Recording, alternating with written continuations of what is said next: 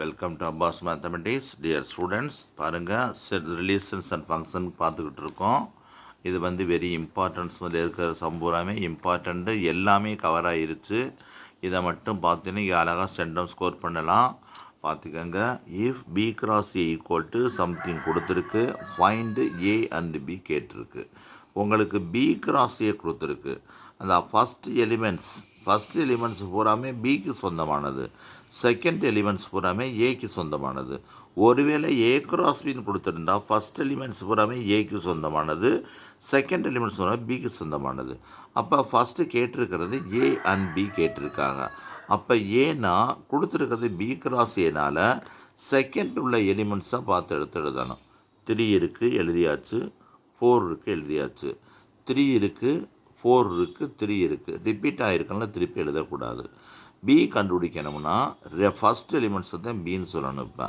அப்போ -2 எழுதியாச்சு, -2 எழுதியாச்சு, அப்புறம் 0, அப்புறம் 3. அவ்வளோதான் ஃபஸ்ட் எலிமெண்ட்ஸ்.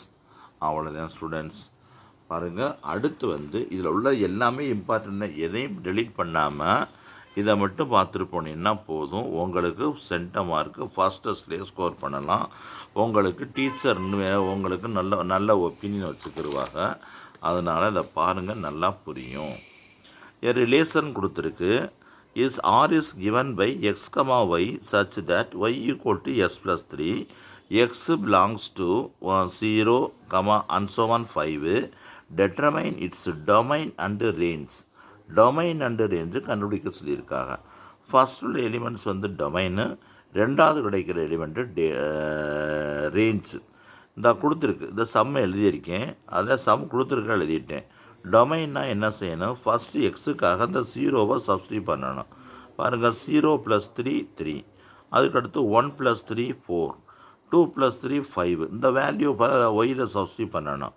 அப்போ ஒய் உனக்கு என்ன கிடச்சிருக்கு, s + 3 கிடச்சிருக்கு. அப்போ எக்ஸுக்காக 0 போட்டாச்சு, எக்ஸுக்காக 1 2 and so on 5 வரையும் போடணும். எல்லாத்தையும் இந்த ஆட் பண்ணி எழுதியாச்சு. அப்போ domain equal to 0 1 2 3 4 5, range equal to 3 4 5 6 7 8. அவ்வளோதான். பாருங்கள், அடுத்த சம் பாருங்கள். அதுவும் அப்படியில் கேட்டிருக்கு. ஈஸியான சம் தான், டோன்ட் வரி. இப்போ இதை பார்த்துக்கோங்க. எக்ஸைஸ் 1.2ல் செகண்ட் சம்மு ஏ கொடுத்துருக்கு. And R B the relation define square of the number.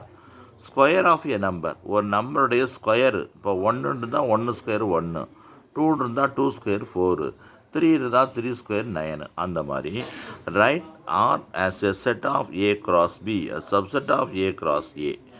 ஆறுங்கிறத A cross A வழியாக எழுத சொல்லியிருக்கு. ஆல்சோ ஃபைண்ட் டொமைன் அண்டு ரேஞ்சுன்னு கேட்டிருக்கு. பாருங்கள், R equal to square of a number, R equal to square of a நம்பர்னு கொடுத்துருக்கு.